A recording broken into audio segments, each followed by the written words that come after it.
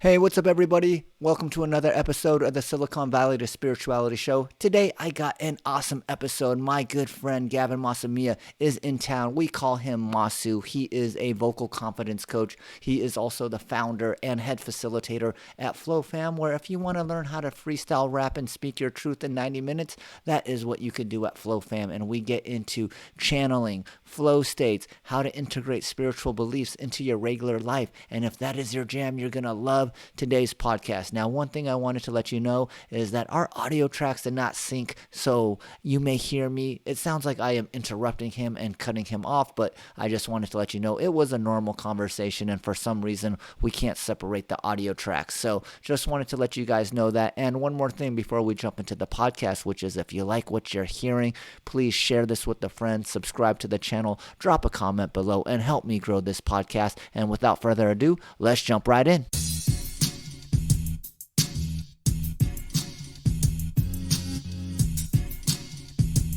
All right, welcome everybody to the Silicon Valley to Spirituality Show. This week I have my good friend Gavin Masumiya. He's a vocal confidence coach. He's also the founder of FlowFam. FlowFam is where you can learn how to freestyle and freely express yourself in just 90 minutes. And I asked him on today's show because we've been through quite an adventure since the beginning of COVID, and he's been on the Happy Asian Males podcast, if you remember that one. And I thought it was a beautiful time for us to reconnect and see what's been going on in each other's lives. Gavin, how are you doing?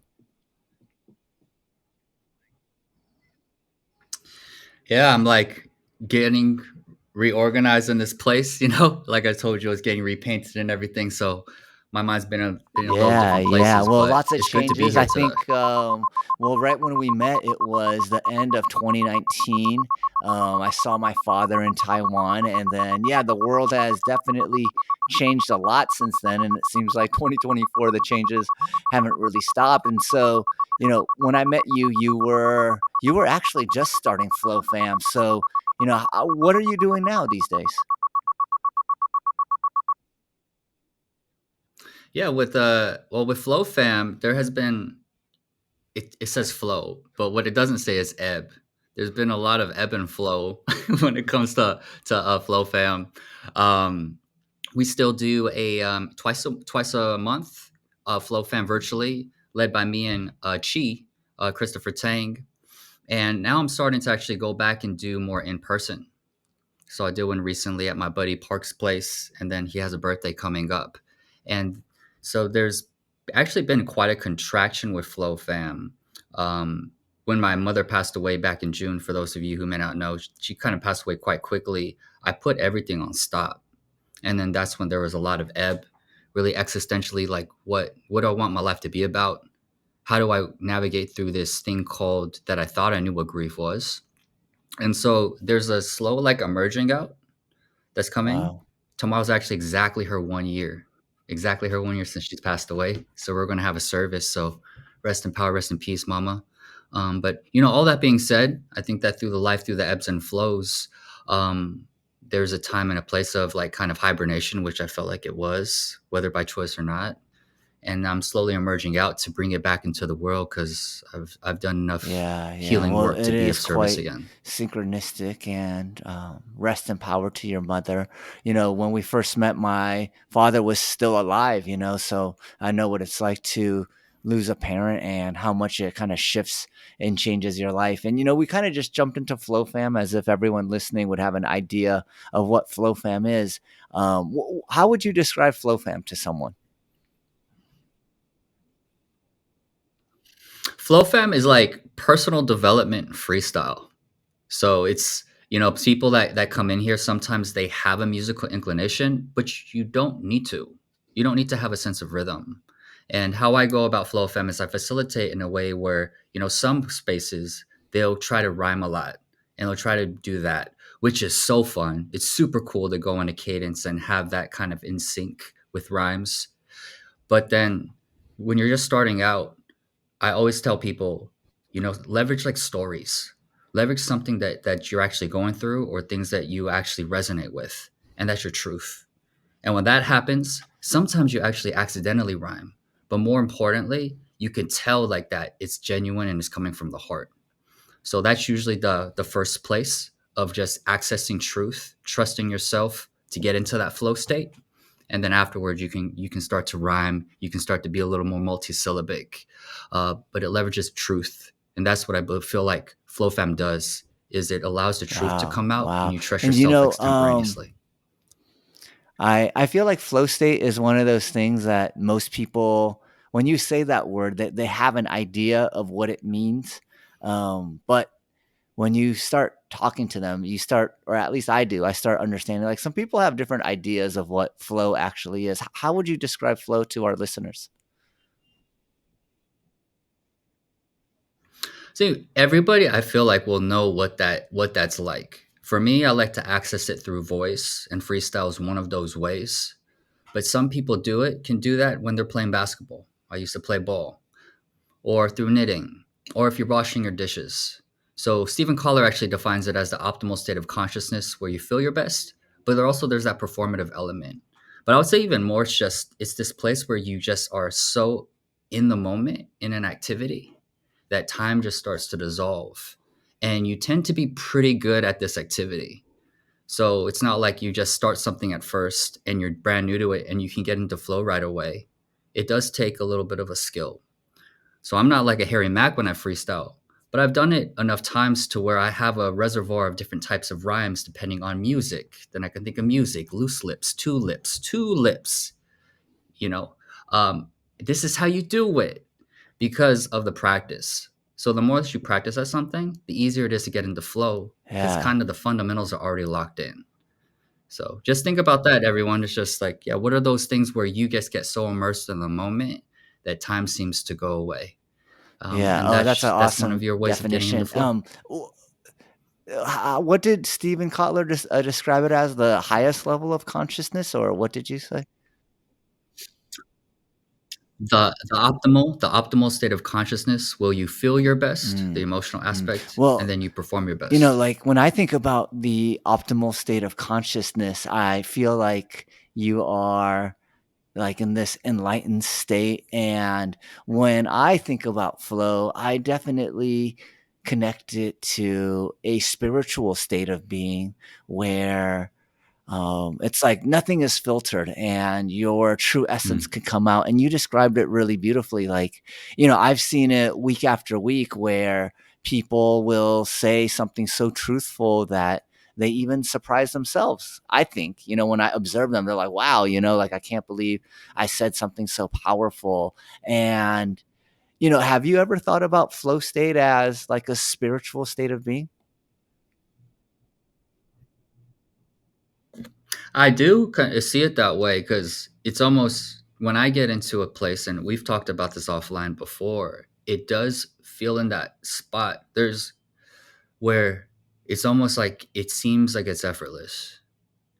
And then afterwards, usually if I catch myself after I'm in a flow state, I'm going in a slow pace, and then go look at my growth rate, and I'm trying to think ahead still, so I'm not getting in the flow right away. But then after a little while, things just start to click in, Yeah. almost like I think of a DNA strand like this, and it just goes like that, um, and it feels like channeling. I can't tell you like what exactly is happening in those moments because if you don't have basically like a brain mapping, but it because it just seems so effortless and there's this intrinsic motivation factor inside of it. It it seems it feels like I'm just channeling something bigger than myself, and that's why I love that. I get it in working out the fat most, and also when I do some type of music that's now getting more into the written word, which take is taking a little longer to get into flow, Yeah. but it's such a cool process. Um, it is like Yeah, it you feels like a you brought spiritual up the word experience, though. channeling, and I've been hesitant to talk about channeling on this show because I'm not too sure how comfortable some people are talking about channeling. But you and I know that I listen to this guy named Bashar. And for those that don't know who Bashar is an entity that a individual named Daryl Anka channels through a process where he gets into a deep meditative state. And once he channels Bashar, they start doing live Q&A with the audience there. And pretty much everyone that we've shared Bashar with, whether or not they believe there is actual channeling happening, we have all agreed that the information and advice that comes out of Daryl Anka while he's channeling Bashar is totally top notch. And when I see him channeling Bashar, you brought up Harry Mack earlier. To me, they are exactly in that same state of being, which is they are in the moment, they are allowing the flow of energy, chi, prana just flow through their body, and they're just trusting themselves 100% to say whatever needs to be said at that moment. And my belief, the part that I have come to realize in order to really get deep into this flow state or channeling state is really being detached from the outcome, which you had talked about. There's like a performative aspect to getting into the flow state. So it's like, well, how do you perform at your best while being completely unattached to how well you're performing? And I believe that's kind of like this like little special area of consciousness that if you can kind of tap into the paradox of wanting to be able to perform at your best but really detaching from how you perform, then you can access this state of mind that when I see it, it looks almost um like supernatural that people can do this, when in fact, now that I've experienced more of it, I've realized everyone could tap into this, and everyone has their own, like you said, you like to flow or channel verbally. Other people could get into it through knitting or surfing. And I'm just curious, as you've developed more of your freestyle capability, has that kind of been in parallel to like your spiritual development? That's interesting. It's you know, I think this whole path of like spirituality, and for anybody that's listening, just thinking about like what does that actually mean to you? Because some of you might be religious, right? For me, I look at like kind of spirituality as that there's an interconnectedness to something that maybe something's entities or energies that maybe is not visible. So, for instance, the because my mother thing is so fresh with tomorrow is going to be the 1 year, there was a little bout of where after a little point I actually stopped speaking aloud to her. And the reason was there was like a point of myself was that I was like, well, she's not here no more physically, and she was a human too. I need to learn to like, I would only sometimes talk to her if I was asking for her advice. And at this point, I was like, well, I want to learn to like find my own higher self, my own answers. So then I just stopped completely talking to her. But it was only over the last like 2 months, thanks to my brother-in-law, where I don't know, he has this way of picking up on energy. And I'm like, I don't know how he does it. I was pretty skeptical at first. But he would just say these things about to my dad, like, "Oh, I just feel this aura of mom. Your mom's here. Kim's here." And 2 months ago, he said to me, "Evan, I feel this like sad energy. Like mom, you're like Kim has this sad energy around you. Like I don't know that maybe are you not connected to her right now?" And then I was just thinking, well, I'm not really talking. I don't really talk to her. I'm like actually choosing not to talk because I'm not. I'm trying to find my own voice. And then he said like, you don't have to always ask for advice when you talk to her. You could just say something really simple. And, I kind of heard that and I just brushed it off a little bit. But in those quiet corners of the day, I'll just stop. Like this morning, I just was like, "What's up, mama?" Or like, "Hey, I miss you," you know? And those little pieces of using my voice, it adds this, it's like this little con it's this way for me to connect with something and someone that I love so much, right? The most important woman in my life in just a different way. And I think that that's such a beautiful thing. Um, I have like recordings of her too, and at her eulogy or at her funeral, I gave the eulogy, and at the very end of my eulogy, I said, "Oh, by the way, yeah, Mama got something that she wants to say," and then I put it close to the mic, and like it was, you could hear like pin drop in the room, like to hear someone's voice, even though they're not physically here, is so precious. And so, like, for anybody that's like tuning in here, if you have people that you hold dear to you, one of my invitations is like have one of those legacy appointments with them, where you just, it's basically like your own little personal podcast with them, where you just have a heart to heart with them. Maybe it's not meant for the public to hear, but later on, you'll be grateful when it's all said and done to be able to have that sound bite of a piece of who they are, a piece of their wisdom. And now my mom's voice is fingerprinted right in some of the music that I do. So I think voices, it taps into me spiritually too, and it allows me to stay connected to some of the most beautiful people in my life that are no longer here. Um, Yeah. that's what came up for Wow. me Wow.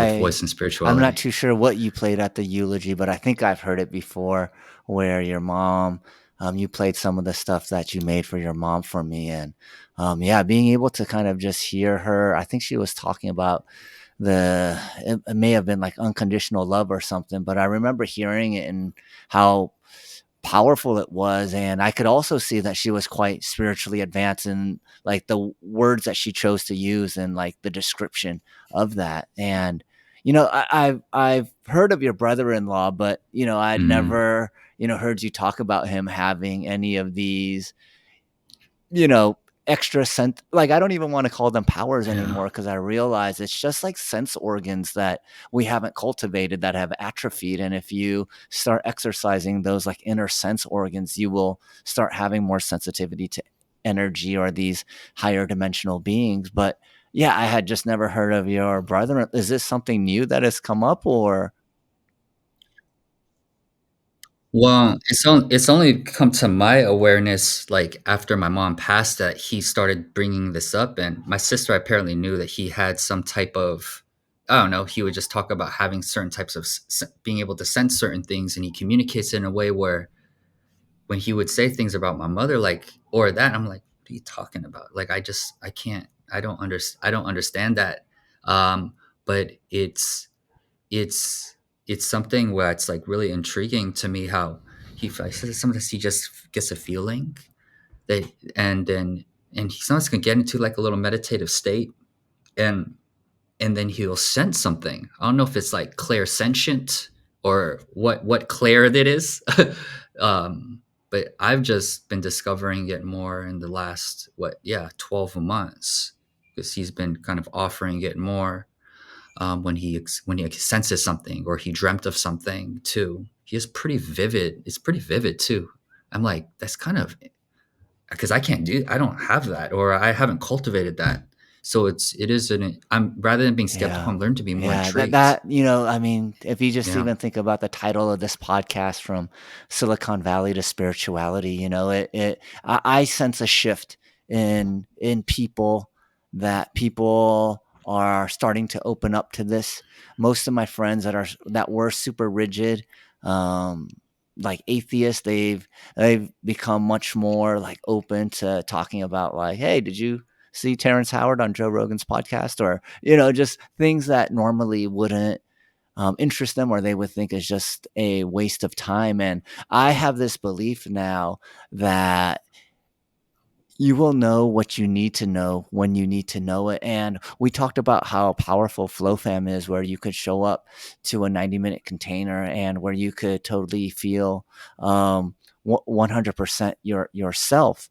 And when you are in a container like that and you could allow yourself to flow, beautiful things could happen. And now I'm really seeing, like what that means to take that kind of flow state energy outside of just that 90-minute container and apply it to your life. And for me, that's been quite a challenging thing. Like, okay, if I just kind of flow with life, like Are my finances going to suffer? Will all the things that I built as a safety net for my children, kind of go away? And, as I played around with this concept, there were times when um, money got tight, but then the craziest thing would be money would just appear out of nowhere. And over the last 3 years, I've really tried to commit to the spiritual life, one of expansion of consciousness, one of being present, being less stressed out, and just trusting, like, whatever that feeling your brother-in-law gets, like, hey, I'm sensing this energy or whatever, like, just being sensitive enough to pick up on whatever is coming through me, and then having the courage to live life that way and not question it. And what I've seen is that Mm. when I've been able to do this effectively, I find myself in situations where it's highly advantageous to me, like business situations or being like, well, for those listening right now, like, I got a full-time job because it was difficult to get coaching clients. And, I had been resisting a lot of things and not allowing things to flow. And as I started to accept that getting a job and just that this was in my highest good, the odd thing is I just started getting clients like without even trying. And I could sense that when I was in flow with the universe and when I was out of flow with the universe. And I'm just kind of curious, this being a year after your mother passed away, I know that there have been a lot of different ebbs and flows as you described. And so, have you kind of sensed like, okay, hey, like now I'm kind of like in friction with, what I should be doing in life versus, okay, now it feels like I'm back in the flow and doing the things that are in alignment with what I truly want to do. Yeah, I think that there's still. I mean, there's definitely just ebbs. There's definitely ebbs that are going on, but it's becoming more. I think that this, if anybody has lost somebody really close to you, sometimes it puts in this place of just this deep inquiry of like, well, what do I want my life to be about? Right. I've been coaching for it's like 6 years when I left on June 2018, right? June 8th, 2018, right before I left that behavioral therapy. I was still doing part-time before. And it's just been this just roller coaster ride. It's been a roller coaster ride, income wise. And it's also has been a lonely road for myself. Yeah, I did masterminds. We did our own little sacred convo clubs too, which was like in parallel, let's grow together. But I'm really just getting this next sense of my leap because it of wanting to actually function inside of a team again. And I'm like curious what that actually looks like. So, this is this next level of sprouting through the ground for myself, where I just got a client recently. I'm working with Zella, which is a coaching, company, which is great. I love the virtual and freedom of it. It's still part time and it's a startup. So there's still this other piece of what's next, and I have a few nibbles like with this one person where there's an opportunity to actually speak to schools, to middle schools and high schools throughout the United States, and we're putting together a presentation. And I'm just saying this to everybody to know that like as it's been really a slow roll of like what's this next piece, this next step also in my career. And there is also a sense of like more self acceptance though, that, oh, I don't have to be this solopreneur, this job that I always, this like thing that I always thought that I wanted. And I realized it just was a fantasy. And it's something that I'd like to do part time, but it's something like that I can't see myself actually doing full time at this or full time or being able to do that in a way where I have the lifestyle that I actually want. And so there was a humble pie that came at a certain point from late 2023 into this 24 here. Um, but I'm just learning to dance with it, man.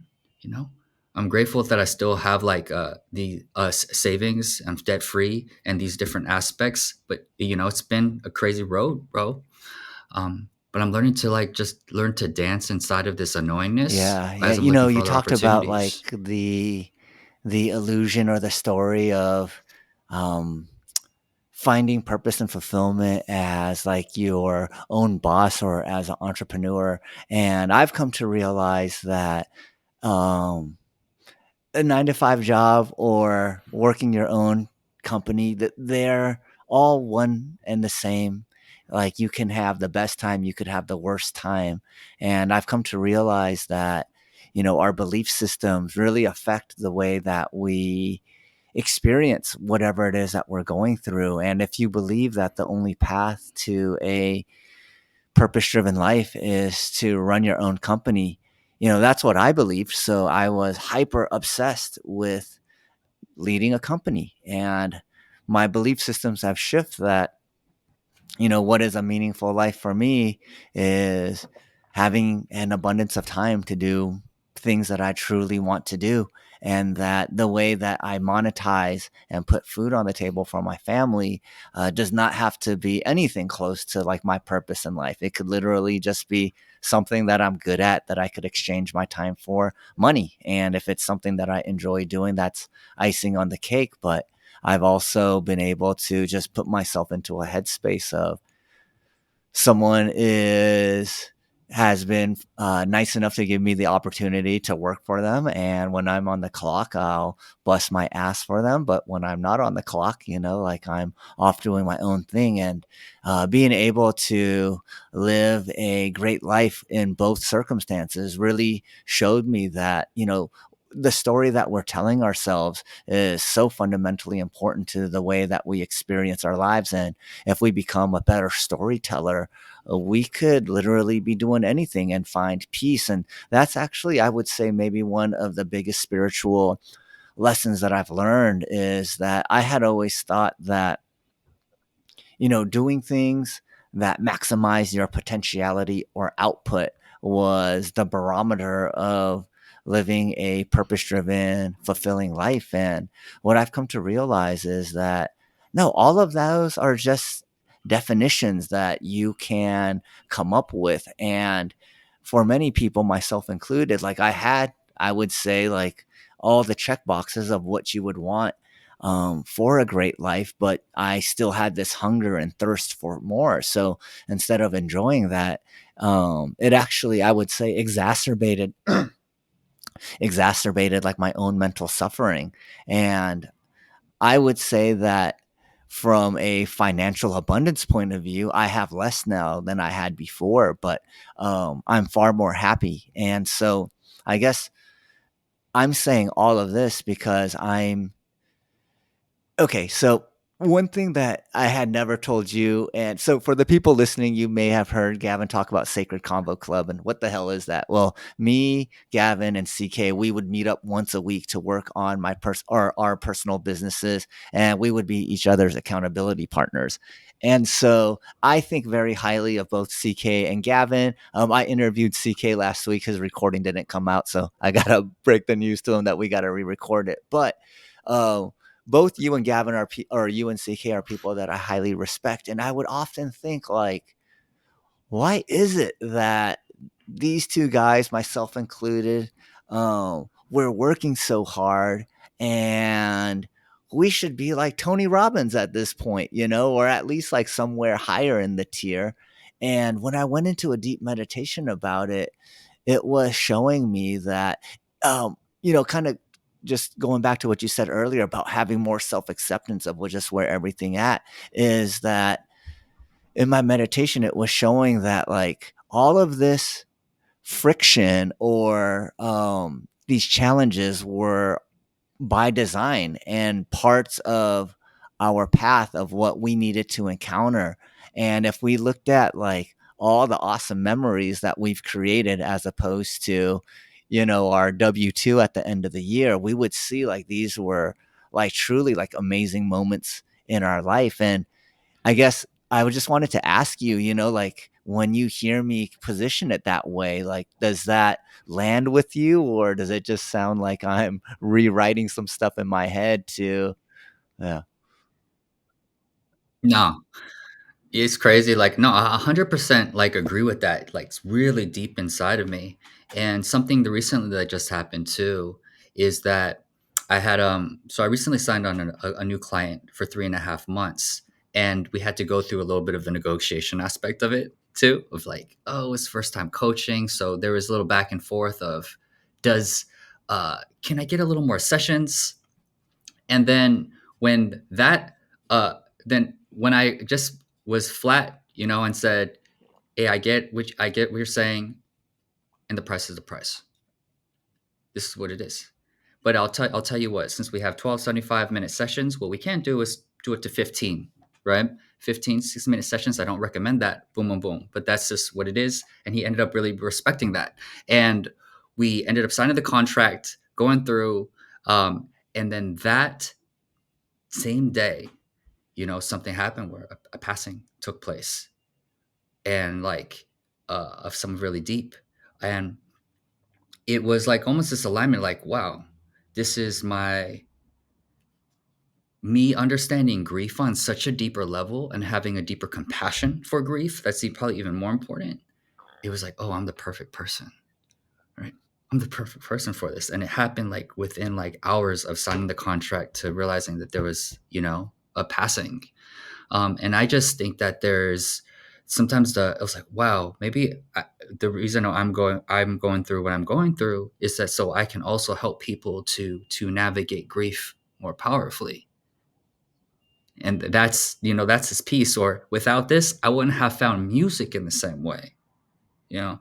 And that has been such a deep healing experience that's making me realize, like, I'm here for alchemy. It's one of my gene keys too. I'm here to alchemize experiences. So I look back at all the parts of my life and I'm like, nothing was wasted. Nothing was wasted. Every little piece. Me being shy as a kid, I had better observational skills growing up because I was the wallflower that had to observe and see where I was based on this hierarchy with Peter Evenson. And that so helps me now to hold space. So I actually appreciate that kid that had an ugly haircut, but I appreciate him now. Um, but I think it all like what looks and that's but what it does is moving because it makes sense looking back sometimes. Just like looking forward, it's not always that clear though. So I have to just remind myself through like just deep, slow breathing practices, getting more engaged into my body, to have that sense of trust moving forward. That it's all going to connect because it Yeah. always has. And it has informed my dharma, if you want to call it that, on a deeper level. Every time it's like I'm like chiseling at this sculpture, you know this block of marble, and I'm slowly chiseling it. But Yeah. every Yeah. chisel is making it a little more clear though. To me, that's one of the biggest benefits of a spiritual practice. Like I would say that I've always been a half glass full type of person, try to be an optimist and try to learn from things that have happened. But it was very much at a like, I don't want, yeah, like at a surface level, meaning like, okay, hey, this objectively horrible thing happened. This sucked. How can I reframe it and feel better about it? But now I just have this like higher sense of ease that like, I mean, we just talked about the passing of my parents. And when I describe this, I'm not talking about like emotional or spiritual bypassing, but I could see that like the death of my father was totally like a catalyst for something else. And like his death at the time that he died, like there was also divine timing when he left, because this started like the domino effect of me like realizing like I didn't want to just be a CEO and that there was other avenues of life for me to explore. So I realized like, yeah, of course, like I'm going to be sad. I'm going to grieve as well. But now I've seen like this is all part of like this, this story. And when I say this story, I'm not trying to say it's like everything is predetermined or pre-written. I actually believe we're like living and writing the story in real time. And I think what I really love about our conversation is we talked about like freestyling in the beginning, and you know, what I know of like freestyle theory and my own experience freestyling is that like if you're overly obsessed with like I want to have like this type of punchline, or you're almost trying to like set things up too much in the future, it could kind of get in the way of like just accessing like the words. And a lot of it has to be like this trust of like just not knowing, but just being present enough to, pull that word out of thin air. And so where I'm going with this is, how do I describe it? Man, it's such like, I see it clearly in my head, but it's hard for me to articulate the words. But okay, I think if anyone's ever been to a FlowFam session, like one of the things that you talk about is flowing with a knowingness. And I know that for me, I've always wanted to set up a life where I knew like, okay, if I put X amount of energy into a project, I'm expecting X amount of output. And if I get that much output, then it appears like I spent my time well. But I feel like with flowing with a knowingness, by adopting that concept, instead of thinking about like how I should spend my time, I just think about, well, what's the funnest thing for me? And by doing the funnest thing for me, it kind of like reveals the next step of what I could be doing that would be the most enjoyable thing for me. And maybe a good example of this is I went from running a company to coaching to getting a job and then finding abilities to coach people, but in like a slightly different context. So, my question for you, Gavin, is, how are you bringing flowing with a knowingness into your life today? Good. Well, you know, part of this is I'm flowing with the knowingness right now. Looking at what's this next like organizational opportunity that I'm going to be in, and by being more in communication about it too. Like I spoke with my buddy Watkins. He was my coach before, and I said, you know what, this container is kind of like I feel complete about it because I'm realizing now that this solopreneur on the coaching route is not the only place that I want to be at. That I actually want to focus on more in organizational. And then he said, well, okay, that's cool. And then he directed me to this person, Ray, who's this amazing like speaker that's for Prevention Plus. If anybody like check out his website. And he speaks at schools. He speaks at schools and he's this older fellow, but I've seen him speak at 3 different grades and he's a master at his craft. But that's a part of also me following the breadcrumbs of opening up a conversation, socializing with somebody, and then directing me to who's somebody else. Because that's how I know or my intuition's telling me that it's not going to happen off of ZipRecruiter. It's not going to happen off of Indeed. It's going to happen inside of this 1 degree of like handoffs of separation through like a referral or, hey, do you know this person? And so that's inspiring me to be more in networking and connecting more. I just went to a networking event recently that of my friend Nicole, who recently got a full-time job with Mind Valley, for they're opening up a B2B like sector because they've always been B2C. They have like 400, 500,000 members at any given time on their platform. And it was cool to see what she's up to because she was a coach. And so like I'm just sprinkling these in and I haven't found the seed that sprouted yet, but like my energy is a little different around this where before I would make myself so wrong about oh, I need to have this figured out by now. But then I'm like, there's going to be something else afterwards. There's going to be like some uncertainty.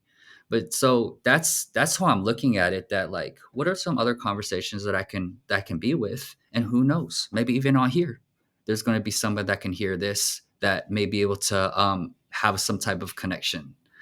um, then I mean, same thing also with my health in a way. That has been another part of my savior is exercise is a really big part. Like I really want to empower people that are more like me or like you. We're a little scrawny here. We're a little scrawny, and you don't want to be super bodybuilder, but then you want to have some type of regimen without tracking your micros and macros, and not also neglect like or try to be completely different in your body. So I love body weight workouts, and I just realized though that my friend Nicolette saw a text in November that I was 126 in November, but me just going with the flow, trusting myself, showing up, I'm 142. and that's super hard for me. I gained 16 pounds in 7 months, but for my size, it's kind of transformational. But that was me just like showing up and then being finding that flow, finding that rhythm, seeing somebody at the gym like, "Ooh, I like that you can do this front lever. Like, show me how to do that." And then I'm following it, and then I create a discipline around it.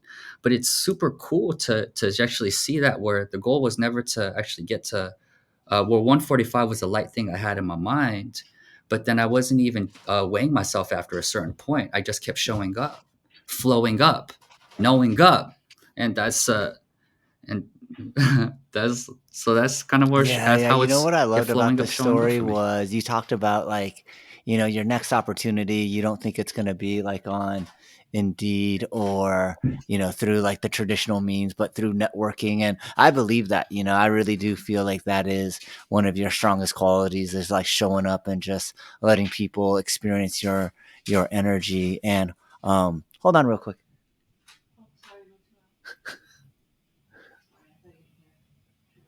Like it's super loud. You want to just finish up? Just finish up and grab them. I don't know if you could hear her, but she was like juggling rocks over there. Um,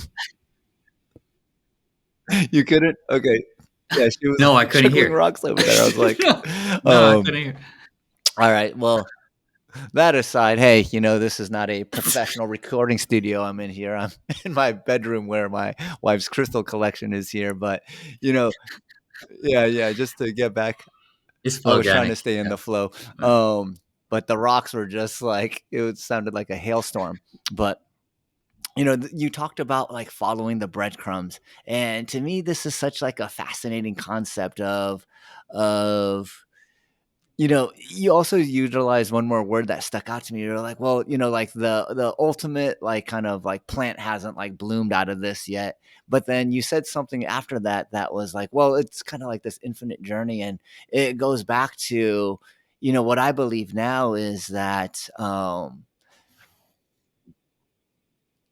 like I guess Simon Sinek had that book, The Infinite Game. There's another book I think called Infinite and Finite Games, and I've always been fascinated with this because when I started adopting more of like this infinite mindset, then I realized that like all the milestones that I've created in my life were all kind of arbitrary, like being promoted or raising money or hitting like a revenue goal for that quarter. They all seem so real and tangible. But when I really think about it, it was like, well, it was like almost like getting married. It was like I got married and then the next day woke up next to my wife and it was like exactly the same thing. We were just sleeping in a bed, but the day before was not married and the day after was married.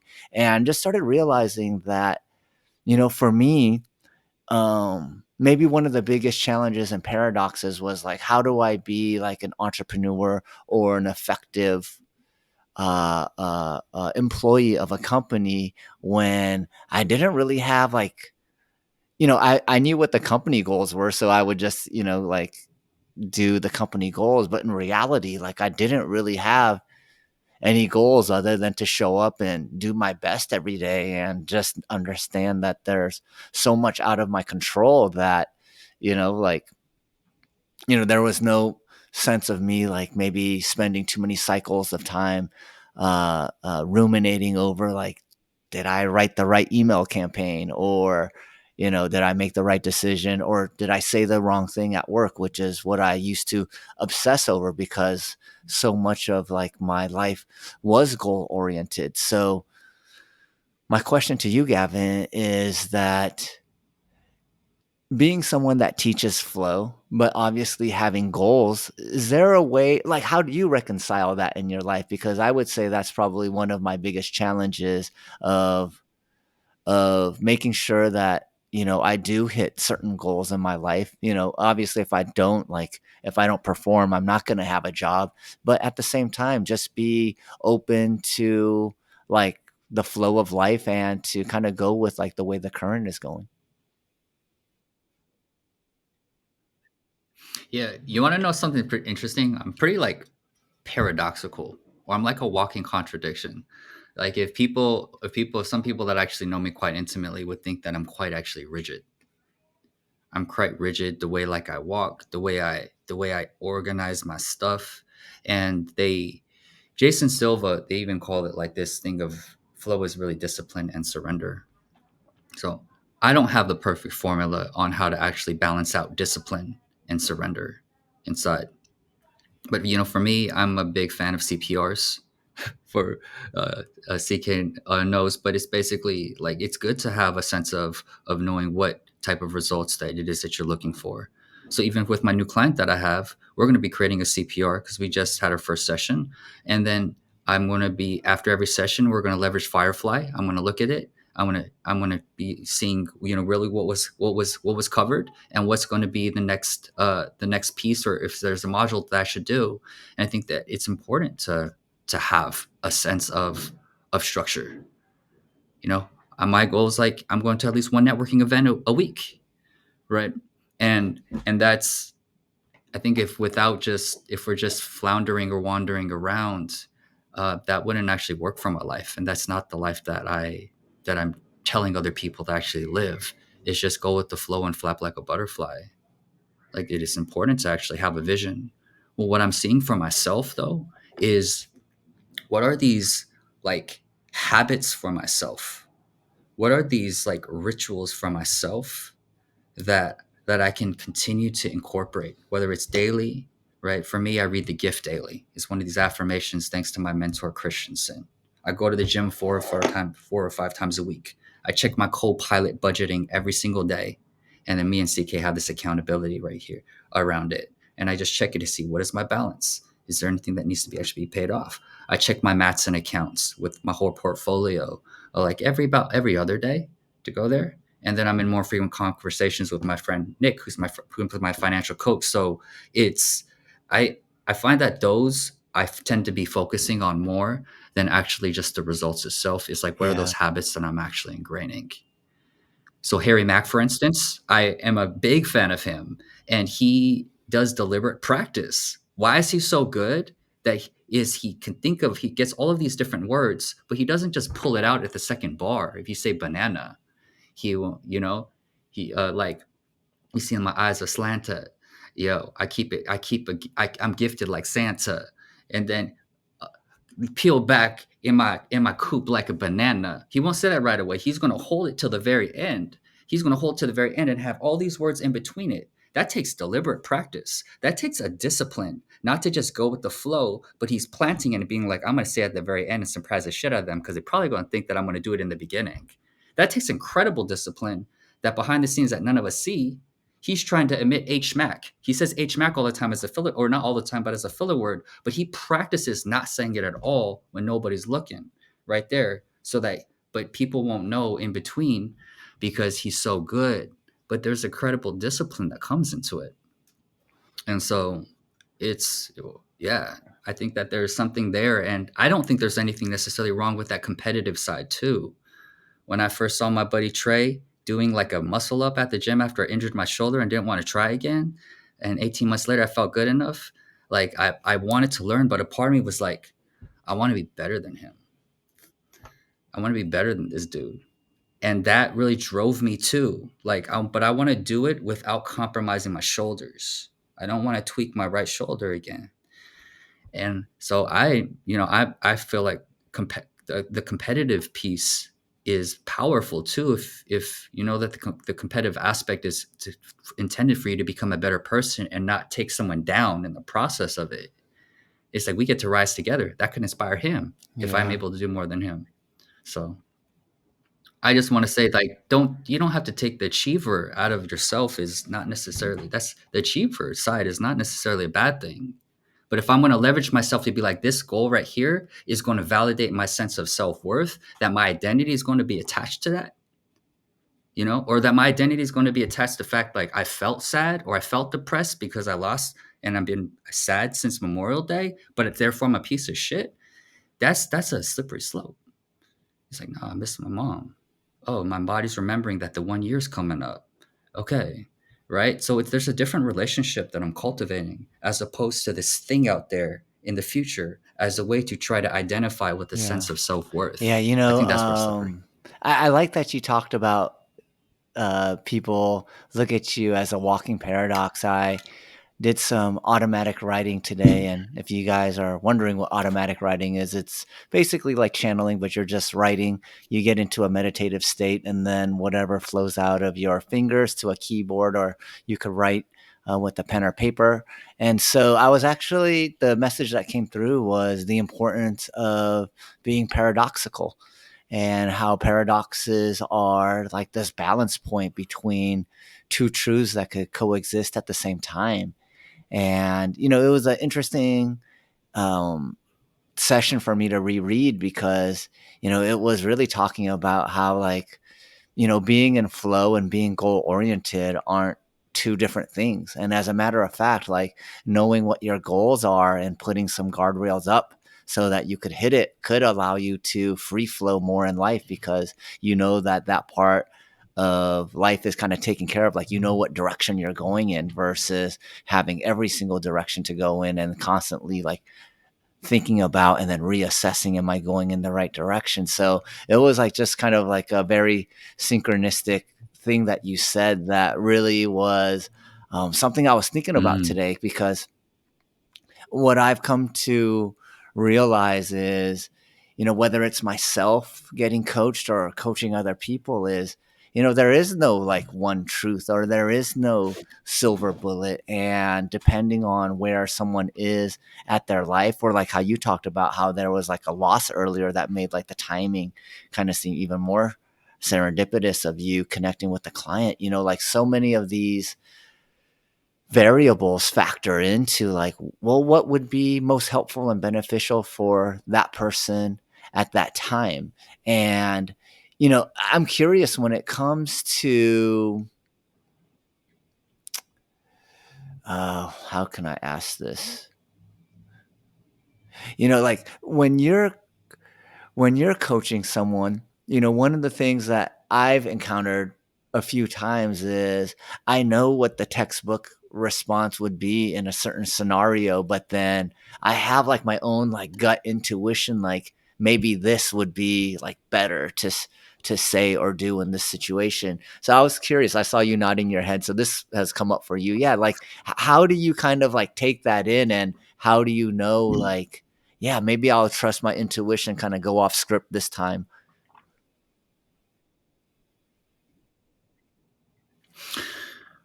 yeah, it's definitely a dance for sure. I mean, I think like even like a couple weeks ago, I was I had a client in the evening, and it's usually is my latest one, usually my last time frame. If I am to coach late at night, it's like seven p.m. to 8 is usually the latest to go. So sometimes I'm a little tired, but like this in this session, how I opened it up, something was just telling me, and is well, it's gonna be late for both. Like we need we need to do some type of physiological reset.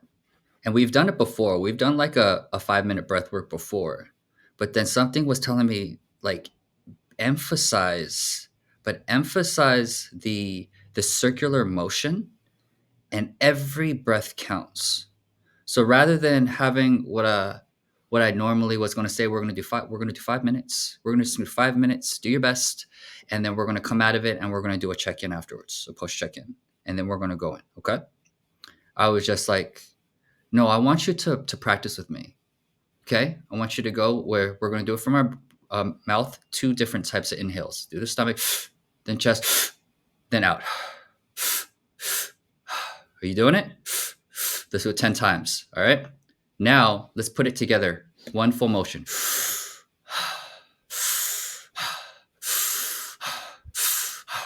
All right. Every breath counts. And then I did a different way than I normally would. And we went through the 5 minutes together, and then he came out of it just like, whoa.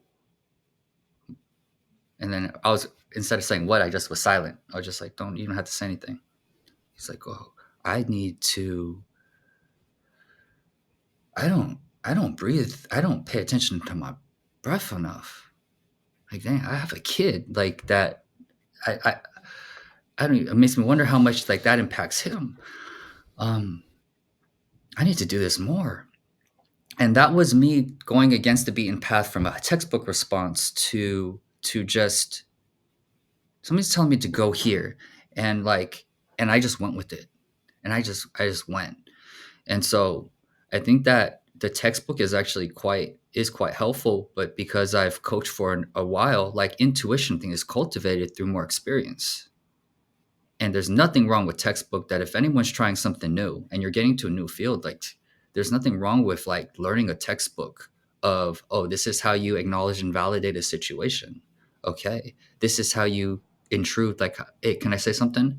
And you could try those a little bit. But I think it's through the repetitions of it that intuition is cultivated more, Yeah, yeah. you What know? do you think intuition is? So it's such a, it's like this gut, it's this like gut response, it's a knowing, but you don't even know how you know it. It's a knowing without knowing how. Like, why do I know this? How do I know this? There's like not, sometimes there doesn't seem to be logic behind it, right? It's just like a sense. Like Gary Vaynerchuk says that when he feels something after he, like, oh, or Twitter, like Twitter, when he was going to be investing or something, his hair went up, right? His hair went up on his arms, and he's like, that's just when I know, like, I can't.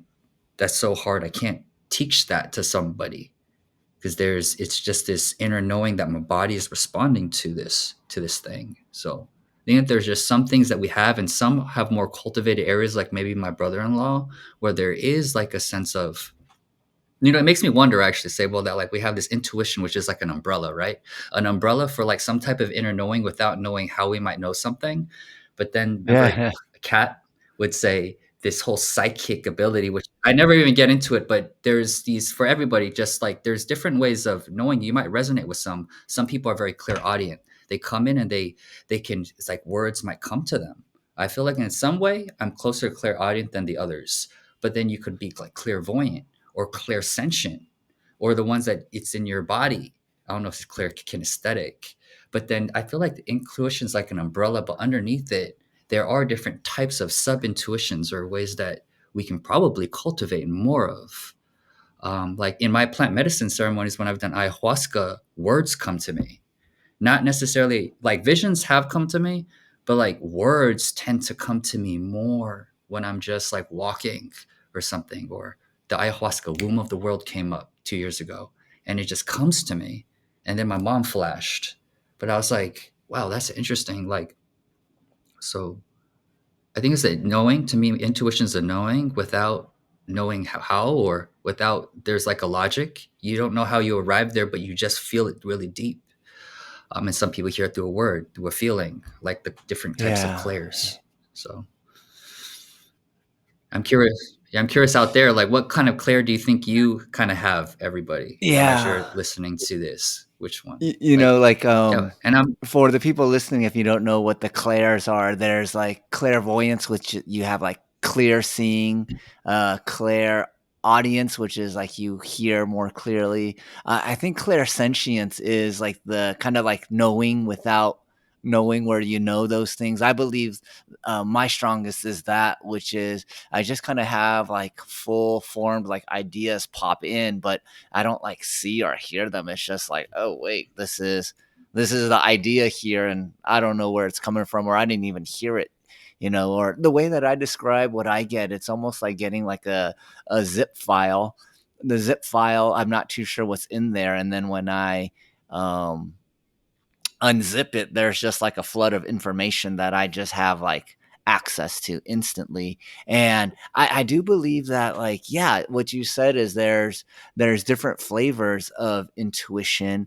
And I believe like we talked about synesthesia, kind of like having this uh, extra way to perceive like sound or flavor and taste. And I believe intuition is along that line of like you're getting some sort of signal, but it's being like sensed or processed in like a different way, and then just appears as some sort of information that you can take action on.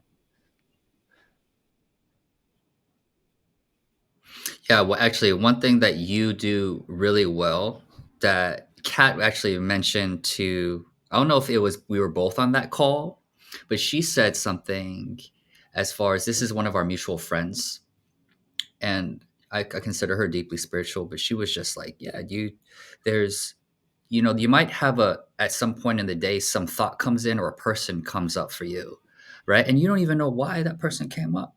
But she said, like, I would follow that, like maybe send them a message. Or if a song comes up for you out of nowhere, like maybe check out the lyrics or listen to that song again and see. And that's one thing that you actually do really well, that when it seems that when a person comes to mind for you, you call them or you send a message. And then you said to me one time that like it almost seems that like when you end up calling and you talk to them, they usually will say like, "Oh, you just came at such the right time. Thank you so much. I really needed this." And I feel like that's a moment of you like finding those having this intuitive sense, you're intuiting something, and you actually followed it, And I feel like we all have that in a way where us, but it's subtle. It's like a whisper that might come in like, "Hey, Jing, how's David doing? Hey, anyways," and then you go washing the dishes, and it go, you know. But I feel like we're getting it if we're quiet enough to listen, Yeah, and and you do that I very mean, well the with way you told people. the story was pretty awesome. Where I'm like kind of just calling people at the right time and giving them crazy information. But the inverse has been happened just as often, where they'll tell me something that is like just like the perfect Lego piece that I've been looking to kind of like complete like a thought form in my head. And for those that don't know, Kat is she's like this awesome lady. I met her in my days in the cannabis industry, and when Gavin and I would hop on a call with her, she would always tell us to investigate like near death experiences and out of body experiences. And this was, I think, in the beginning of 2020 or at the beginning of the pandemic. And I would just be like, why is she always like bringing this up in every single call that we're on together? It just seemed like so inconsequential at the time. But, now that I have like 4 years of like just being able to look back, I realized like, wow, like her coming in, it was really kind of like this, like, like someone sprinkling the breadcrumbs of like, you should explore this. Because at that time, I knew what the words near death experience and out of body experience meant, but I didn't even know that was like a category of like experiences that people would had. And it really opened me up to the idea that our consciousness isn't like just housed in our brain, and that there was ways to project consciousness out of this body. And if you became more adept at that, then yeah, you could get into the channeling state or the flow state much more easily. And I think I started like tying these concepts of like, yeah, just stuff that like appeared otherworldly in this world, but then realizing it was that people were actually accessing like these peak performance states. And for I don't know if they've ever like put the EEGs on freestyle rappers to see what's going on in their brain, but they have put those on Bashar's head while he was channeling. And like you you could see like just like his entire brain was like lighting up, where to me, a person that doesn't understand brain scans, but like you could see, okay, like a regular brain, there's like the heat map would like show it's like kind of glowing red, and like the frontal lobe, or like more in the back, or the anterior, or I don't know, those different parts of the brain. But when Daryl had the EEGs hooked up to his Mhm. head, it was like the whole thing just friggin' exploded like red. And you could see like, to me, it proved like whether or not he was actually channeling an out of world entity or not, he was accessing like these brain states that would be considered like supernatural. Mhm. Right. That's I even remember him in like one of this interview that he even just was humbly like, I don't know if it's actually if it's actually that, or if it's just me activating brainwaves into like getting into another brainwave, and that's what's creating it. But it's very what enamors me just visually when I see him anytime he's channeling. And for those who don't don't know him, like feel free to check him out, and see. It's like his eyes are closed the whole time. It seems when he's like talking to people and answering questions, and a lot of the times, like visually, right? We get a lot of cues. We get a lot of signals. Micro expressions can't be tracked. It's hard to track micro expressions without the eyes. So when I facilitate in a flow film and I know someone doing this sometimes a little bit, and I might be like, "Oh, you got something to say?" But it's because I visually see it. But he's fascinating because it seems like his eyes are closed and that he's really is tunes in. He's able to sense them in a way without a visual Yeah. display.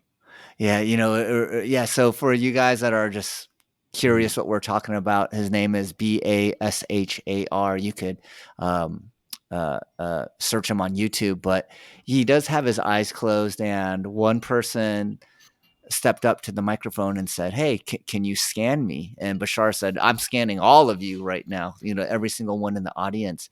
And, I guess I could just have a callback to your brother-in-law, which is he saying that he doesn't interact with people kind of like on this physical level, but he's just scanning energy. And based on him scanning the energy, you can ask the question, but, the question or the comment that the questioner asks, he says isn't so important. It's that he could just scan the energy, and regardless of the words that come out, he could answer just energetically. And it was such a fascinating thing to me because, like I Mhm.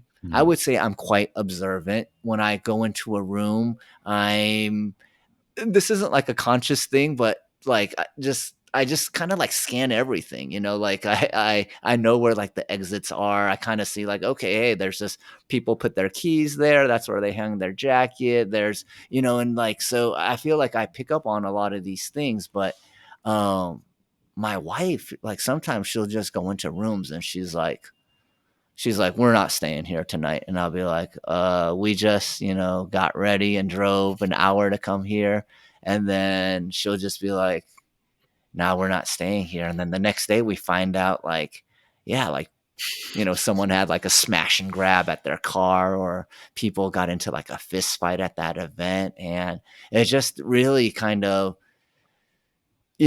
like when she would do these things, I would just kind of be like, I don't know. I wouldn't connect them to anything that was like repeatable or consistent. I just think like, okay, well, she just had this feeling. But now I really feel like, yeah, like you can cultivate these extra sense organs to the point where maybe she didn't know like exactly what was going to happen, but she could sense like there's like kind of like a momentum of negative energy building up in this location. And, we probably shouldn't be here if we want to, be safe, or, not have our health impacted. Right. Right. My mother would also have that where she could just sense certain things. She's just like, I don't, there's something about the vibe, the energy of this person. And she didn't really associate with that person, but just she's able to. And I guess I have actually a question since you've been so deep into your spiritual practices and meditation. Have you noticed for yourself that you're more sensitive to energy or you're able to pick up on things Yeah, I would say that your wife is able to do? I used to be very, um well, yes, I would say that, like, when other people are feeling a certain way, it's almost become, like, too sensitive, where I need to start learning how to not be so sensitive to other people's energy. So, the way that I sense energy isn't the same way, like, the way that my wife senses energy, where she can be like, "Hey, there might be something dangerous." But when it comes to, like, someone, um maybe like the words coming out of their mouth is not congruent with the way that they feel. Like those types of situations are like super obvious to me now. Like I could just tell like when someone is not being authentic or in their natural frequency, and it will just like it'll be like a spidey sense where I'm just like, this doesn't feel right. This doesn't feel right. And they'll be saying all these Mm, things. Either someone, the most common one is people telling me like how good things are when it's actually like super bad for them, and to me, it will seem very obvious. Mm, But then when I ask other people, like, "Hey, did you notice like something was off with Eric?" People would be like, "No, no, like everything seems absolutely normal." And I'd be like, "Well, I guess I'm just tripping." And mm, then later I realized, oh wait, Eric actually is, you know, like just in the middle of like some crazy divorce right now, and he didn't mention it to anyone. So yeah, absolutely. And in the mm, past, I would say that I was almost the opposite, where um, I wouldn't feel very empathetic with other people, and people would have to tell me like, "Hey, Sabo, like something like really just bad happened to that person," and you were celebrating around him like, it was like the best day ever, and I'd be like, "Oh shit, I just didn't even notice." So it's been quite a big shift for me in my ability to mm. kind of sense the energy from other people. Does it get overwhelming? Because you said too sensitive. It gets too so do you, like, Yeah, feel like overwhelmed, you have to leave a Yeah, space I'll when that feel like happens? this, I like, think that's it's the best way I yeah. can describe it is like my legs and like my lower back will kind of feel like they're cramping, and then I'll like want to stretch them. But then it's not like that same type of like cramping that like could be relieved with stretching. It just is this really uncomfortable feeling. And yeah, so I'll want to put like some sort of distance between myself and that person, and I could feel the that feeling like alleviate with like some distance. Yeah. Yeah. Interesting. Yeah. So I Yeah. would say for me, at first I thought it was a great thing. Then I thought it was a bad thing because it just seemed to I wouldn't have like much control over it. But over the last few months, I've been able to um when I'm around people like that, still be able to kind of, just maintain like my own state of being without being overly overwhelmed by someone else. So, as I said, like I would say, like in the past, I was really good at not being that way. So I think that part of experiencing this, like I have heard of other people like this. Like my wife has, I would say, this type of sensitivity too, where if people have too dominant of an energy or an aggressive energy, like it can feel overwhelming. And I would always just kind of tell her like, well, like then just don't allow them to overwhelm you, just kind of being very insensitive to it. So I also feel like me having this experience, is kind of showing me like, oh, wait, this is what it feels like when you're highly sensitive to something that other people might not be sensitive to. And, you're getting gaslighted by like your husband. It's like, it's no big deal. Mm, mhm. Yeah, Lash is actually has allowed you t to connect with actually your wife more deeply Yeah, because or now you like feel the you sensitivity mentioned that she how might like experience. having the passing of Yeah. your mother, you know how to hold space for people grieving. So, I've had intellectual understanding of like what it might feel like to be so empathic that the feeling is overwhelming, but I've never actually had that feeling till more recently. And it is I would say I don't see it as like something negative, I just see it as um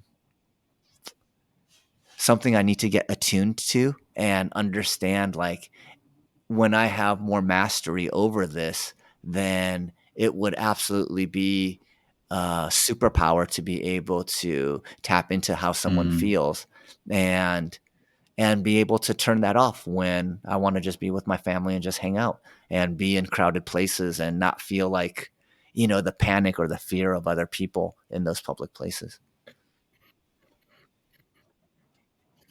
mm. How much do you think that, like, and feel free to ask questions too, like, but I'm so curious, like, how much do you think like this cultivation, right? This cultivation of this sensitivity is associated to like your the meditation practice, the time that you've dedicated in your, to Yeah, like I kind think of they're mindfulness or directly meditation. correlated, I'm and I just think curious this about is that. why I intrinsically had this desire to just keep meditating even when I didn't know like what is this leading to other than me sitting here and feeling pretty good. But I have seen that through just spending time with myself in silence and just being as honest as possible and as present with myself as possible, just seeing uh how much like beauty and power is in me, seeing how much is still there that needs to be healed. And I think, for those that don't know, I have hired Gavin as a coach before. And I remember before we started our coaching session, you had asked me, like, how self expressed do you feel? Or something to that extent. And I remember saying something to the extent like, I don't know what the number is, but it doesn't really matter because I always get what I want. So as long as I get what I want, like if I'm at a 7 or 10, doesn't really matter because what matters to me is just being able to get what I want. And what I ended up realizing was that, getting what I want is anyone who gets what they want, it's like really easy to be happy. But could I be happy when I didn't get what I wanted? And, spending a lot of time in deep meditation, it really made it clear to me that nothing from the outside would ever give me long term joy, purpose, and fulfillment. It had to come from the inside. And through this practice of meditation and inner exploration, it just really started like opening up areas that I just never knew were there. The way that I described it to CK, it was like, when you do like a brand new workout or exercise and then you get sore, like a muscle gets sore that you didn't even know existed. And like meditating had just kind of like allowed me to start seeing like there was just all these other areas of life or spirituality or metaphysics that I just never knew existed that would bring me a lot of like curiosity and joy in exploring that. Mhm. Yeah. Yeah. Yeah. I recently did, you probably have done a lot of like breath work, right? I did one with CK and some other men. Like it was a 3 hour. It was it was close to probably like a 90 minutes to 2 hours because it was an hour kind of like setting it up. But it was interesting because I don't know if anyone has done a type of breath work that's like Wim Hof like, but this one was more of also visualization aspects. And they later on he was saying that there's an important piece of the he calls it intermittent hypoxia, and that's where you have basically oxygen deprivation. And there's moments in certain breathworks where you just have to hold your breath at the bottom of the exhale, like Wim Hof does, but this was more intense, followed by oxygen saturation, where you just flood yourself with it. And that moments of those two are really powerful, are really like kind of an important piece of some type of release. And what I did it about, what was that 3 weeks ago? Or about 3 weeks ago? There was a moment inside where I decided that I'm gonna go 100%. So we're going like, and I'm just going, and then I'm like, oh my god, it's like I feel like my head's gonna explode, right? It's just, and then it's that sensation, and I get that when I'm in cold plunges, like, or I'm in an ice bath, but then I just realized I'm not gonna die, everything's okay, and I just kept going. I just kept going. I'm like, this is just a physiological sensation that I associate to this thing I call overwhelm. Just keep going, keep going, keep going. And I do the same thing when I'm in a cold plunge. So I can find like that Zen place. But there was a moment after when we had to hold it that it was crazy. Like I thought of, for some reason, I thought of my mom, and then I thought of sixth grade, and then I thought of my Auntie Patty. And in sixth grade, my Auntie Patty died. And that was my mom's older sister. And I remember being on the bunk bed, and my mind was just coming here after during this place between oxygen deprivation to over oxygenating. That I remember her coming up to me, my mom, when I asked her, "How's Auntie Patty?" Because she had to go to the hospital before, and it was a school night. So, and then my mom just hugged me and said, "She's no longer here." And I remember that moment, like not only being a shock, but then I ended up going to school that day too. but just like I didn't know how to communicate it. But then a part of me also felt like I never saw my mom that way, helpless, and then I almost felt guilty, like that I couldn't help her. So I didn't know how to express it and communicate how I was going, but there, and that there was something about that that was like incomplete for me that I didn't even realize that. Why did I start feeling guilty at that moment when I couldn't do any better, when I didn't know? And I didn't have the capabilities. And so that breath work was like a healing release for myself of having even extra compassion for where I was on there and a deeper sense of peace.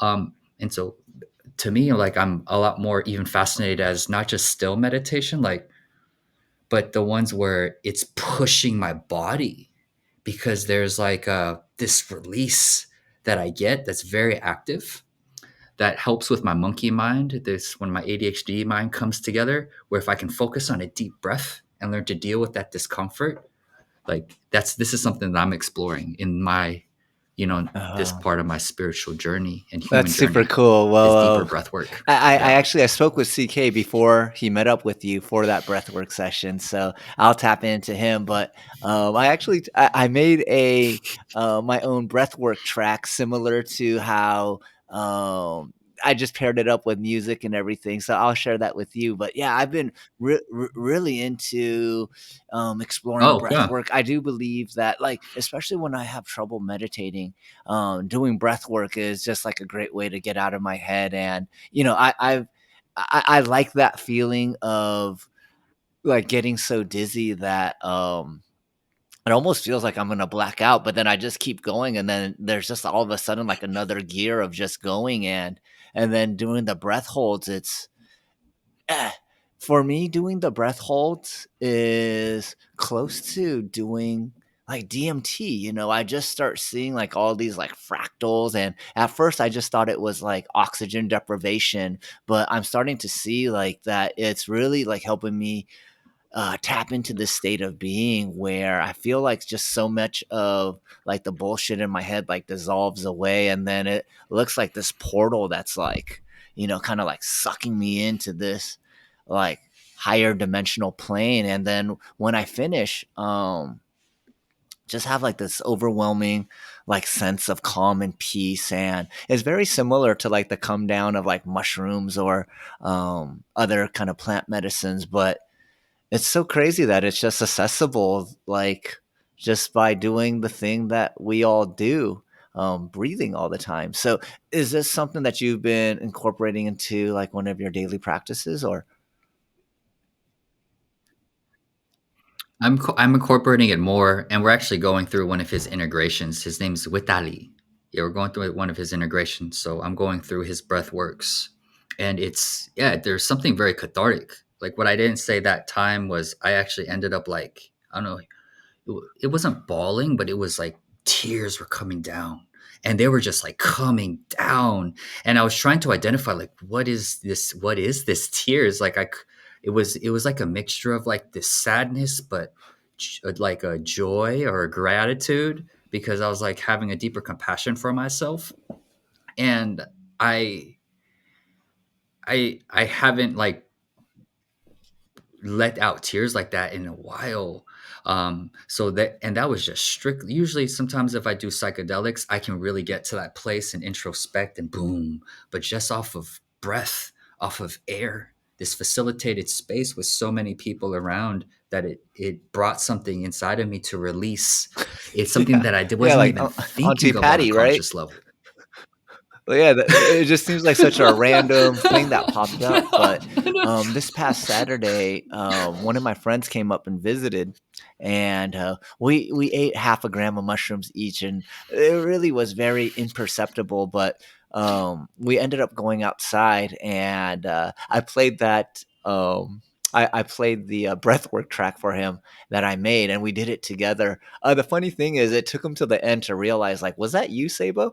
But while we were doing it together, I had a similar experience. I just kept on like wiping my eyes of like tears, but I wasn't feeling like this like strong emotion behind it. It was just like my eyes just like kept watering. And then as I kept doing the breath work, I just started feeling like this sense like I had to like purge and throw up.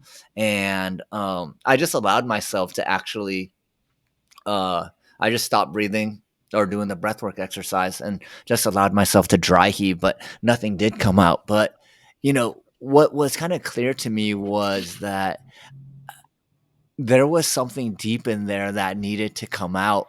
Um, that I don't know. I don't know if like the combination of the mushrooms and the breath work or like just tapping into like this deeper part of me, but it was like every time I tried breathing, I would like kind of like gag, and then I realized like I just gotta like release this energy. So I was like just trying to throw it up, and I don't know if like I got it out of me, like if it was more like an energetic thing or if I actually had to purge out something physically. But I do remember that after it was over, I had this. I don't know if like relief is the right feeling, or I'll use one of CK's words, like just this like feeling of like equanimity. And as I was like opening my eyes, we were in my backyard. The sun was just setting, and I felt like I could see like kind of like the individual atoms of, or essentially it went from like 8-bit to like 16-bit to like 32-bit. Like I was like getting like more like it was like when I opened up my eyes, I had like the simplest like block graphics, and then as time went on, it just started like filling in the dots of like more definition and more clarity until it got back to like the actual visual. But we both looked at each other like, wow, like this, when we took the half gram, the reason why we only took a half gram was we were going to take a larger dose earlier in the day, but it got later in the day and neither of us wanted to stay up too late. So we're like, all right, let's just do a half gram. But, an hour into it, we're like, we probably should have taken more. But once we did the breath work, it felt like it like totally activated it. Like it was, a significantly larger dose than we actually took. Yeah, send that over your recording. Awesome, I'd be awesome. Well, down to and maybe try we it could do it today. after we sign off here. But okay, so usually the episodes are just an hour, but I was enjoying our conversation today. So we went a little bit longer, well, almost 30 minutes longer. So we talked about a lot of different things. FlowFam, your coaching. For the people listening that are interested in working with you, what's the best way for them to find you? Yeah, if you want to find me, you can find me on Instagram at Gavin Masumiya. It's my full name.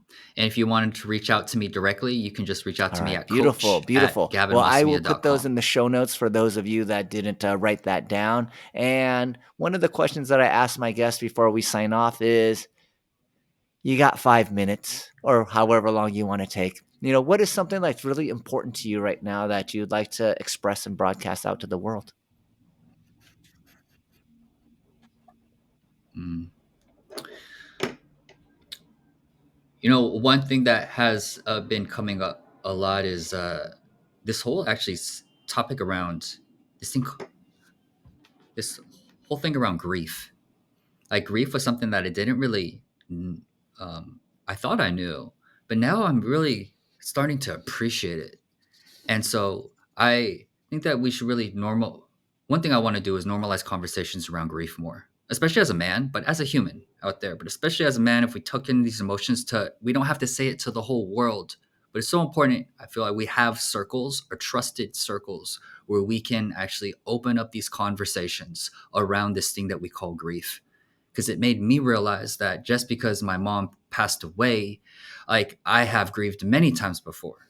I was grieving from going from in the workforce to a coach. There was a grief because of the people that I was the children that I was working with, and the schools and the relationships that I built was going to be different. There's a lot of layoffs that's taking place.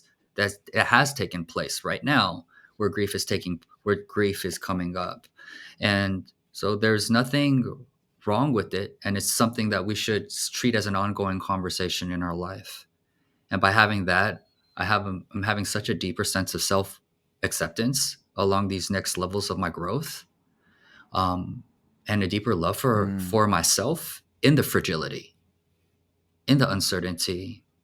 So if anybody is feeling a sense of grief, know that I'm an ear if you wanted to reach out, and that there's nothing necessarily wrong with it. There's nothing wrong with it. And it's a conversation that we should have more of. So that's one thing. And then another thing that I'll say that's kind of piggybacking is one of my favorite words in the world that Seibo knows, but it's called Itadakimasu. And this is one of my favorite words. It means said before we eat in Japanese, which means thank you for everything that it took to make this happen. And I think about my life and different aspects of it, parts that I wasn't too proud of in the moment, whether it was my drug habits in college, to my mother passing and feeling like I was floundering a little bit.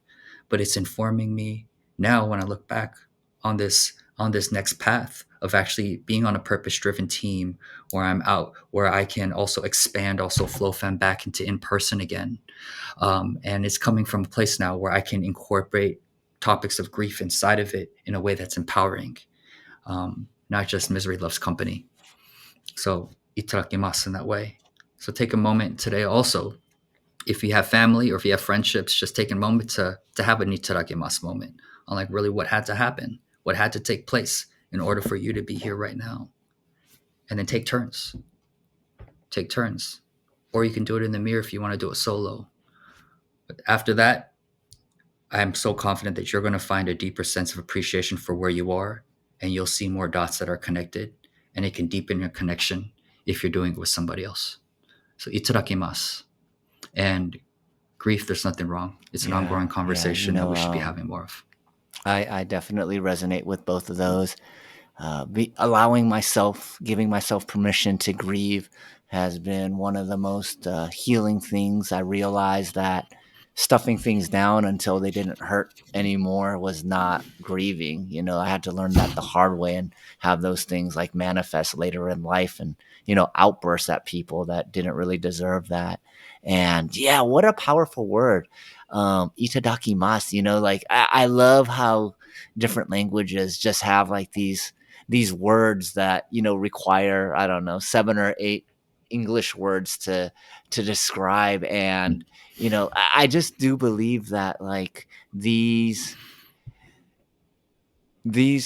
older languages that have like these words that like encompass these larger concepts, I hope it's things that like we can build into the English language as well and have like this equivalent, because I do believe that with English being the dominant language being spoken, if there are not words for like these deeper ideas, and I mean, you know, like Kaizen would be another one, right? Like your reason for being, and it overlaps like these 4 concentric circles. I do, or Ikigai. Yeah, what did I say? Oh, I said Ikigai. Kaizen. All Yeah, right. yeah. Yeah. Well, even that Yeah. one, continuous improvement too, Kaizen. right?